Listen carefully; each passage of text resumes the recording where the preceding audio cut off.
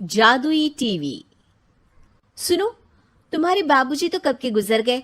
अब उनका जो सामान है वो पड़े पड़े कबाड़ा हो रहा है। बेच ही दो, कुछ पैसे आ जाएंगी। बात तो सही है। अगले संडे फुर्सत में यही करेंगे। अगले संडे रोहित सारा सामान कबाड़ी को घर बुला के दे देता है। तभी उसकी नजर बाबूजी की पुरानी टीवी पर जाती है, जो इतने सालों तक कूड़े में पड़ी थी, फिर भी चमचमा रही थी। टीवी तो देखो, जैसे एकदम नई हो। हाँ, बाबूजी को टीवी देखना बहुत पसंद था। उनका सपना था कि वो टीवी पे आए। एक बार मौका भी था जब वो अपने गांव के गाने सुनाने किसी चैनल पर जाने वाले थे, पर मैं और मेरा भाई लड़ पड़े और बाबूजी को घर पर ही रुकना पड़ा। चला के देखें क्या? हाँ हाँ, क्यों नहीं, देख लेते हैं। पर शायद ही चले। बाबूजी ने उस लड़ाई के दिन के बाद टीवी देखना ही छोड़ दिया था। टीवी चालू करने के लिए उसमें केबल वायर लगा दिया जाता है। एक न्यूज चैनल चालू हो जाती है। स्वर्ग की सीढ़ी के रास्ते हैं तीन, तीनों के तीन रास्ते हैं संगीन। पहला रास्ता है सांप की बीन, दूसरा रास्ता घर में बिछा कालीन, तीसरा रास्ता कलकत्ता से चीन। ये क्या बकवास खबर है, कुछ अच्छा लगा दो। अरे आप बोलो तो सही, कोई अच्छी खबर सुना देता हूं। मेरा तो काम ही खबर देना है। अरे बाप रे, टीवी बात कर रही है। हाँ, ये न्यूज वाला मुझसे। हाँ हाँ, आपसे ही तो बात करूंगा ना, आपके घर में हूं तो। अरे, ये सपना है क्या? तुम हमसे बात नहीं कर सकते? अरे सपना नहीं भाई साहब, ये टीवी जादुई टीवी है। बोलो, क्या खबर सुननी है, वरना ब्रेक लेने का टाइम आ जाएगा। सुप्रिया घबरा के टीवी बंद कर देती है। वो क्या था? अरे एक बार और चालू करके देखे, फिर से बात करेगा तो चैनल बदल देंगे। सुप्रिया फिर टीवी चालू कर देती है।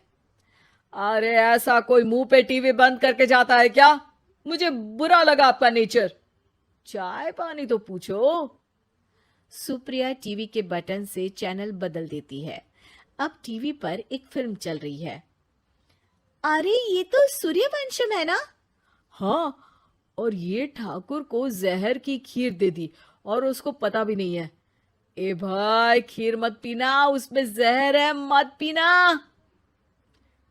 ठीक है महाशय, जैसा आप कहें। हाँ। अरे, आपकी बात मान ली, पूरी पिक्चर ही अब तो बदल जाएगी। मतलब ये सच में जादुई टीवी है? तभी वहां कबाड़ी आ जाता है। भैया, टीवी के 150 रुपए दूंगा, चलेगा? अरे 1.5 करोड़ में भी ना दे तुमको ये टीवी हम। अरे 1.5 करोड़ खरीदने को होते तो तुम्हारे घर में ये पानी चाय नहीं पीता, अंबानी या टाटा के घर बैठा कोल्ड कॉफी पीता। रोहित कबाड़ी का हिसाब करके उसे वहां से चलता करता है और अपने भाई शशिकांत को फोन लगा के बुलाता है। शशि थोड़ी ही देर में वहां पहुंच जाता है। क्या हो गया भैया? अरे बाबूजी का टीवी याद है?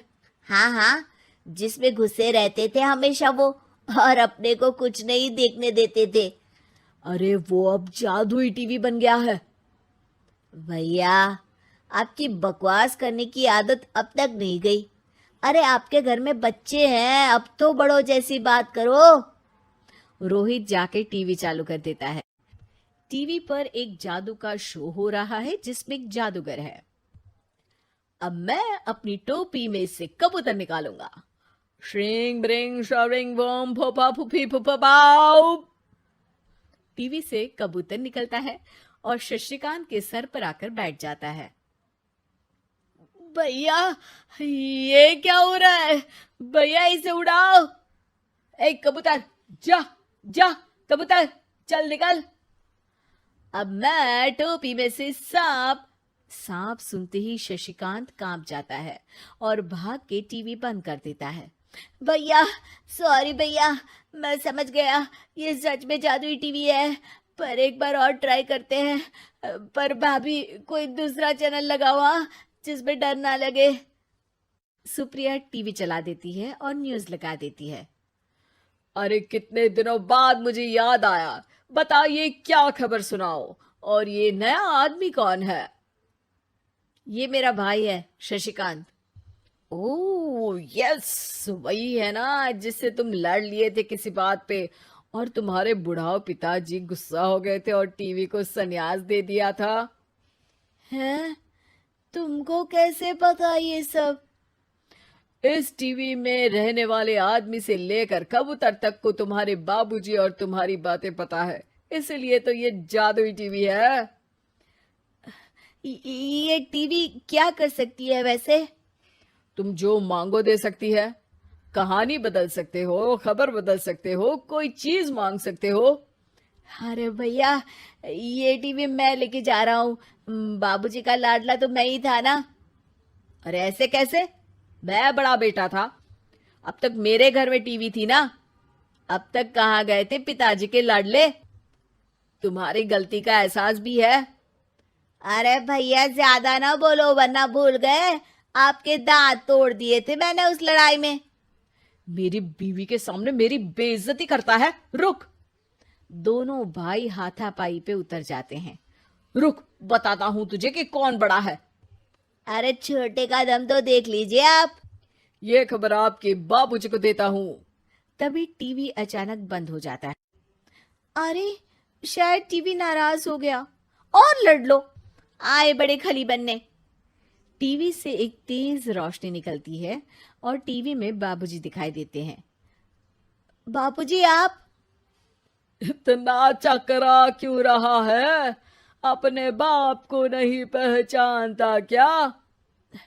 ये तो ऐसा ही है बाबूजी। प्रणाम बाबूजी। अरे चुप कर, तुम दोनों ही उल्टे हो। तुम्हारी वजह से मैंने टीवी में आने के सपने को छोड़ दिया, तुम्हारी लड़ाई की वजह से। और तो और, जितना मैं अपनी बीवी को नहीं देखता था उतना टीवी को देखता था, वो भी छोड़ दिया तुम दोनों की लड़ाई की वजह से। और अब मरने के बाद जब मैंने टीवी को जादुई टीवी बना दिया तो भी तुम इसका फल लेने की जगह लड़ रहे हो।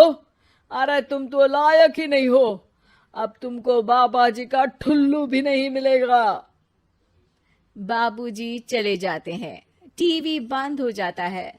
रोहित और शशिकांत गिड़गिड़ा के टीवी के सामने हाथ जोड़ के बाबूजी को बुलाते हैं, पर टीवी सिर्फ धुआं निकालता रहता है।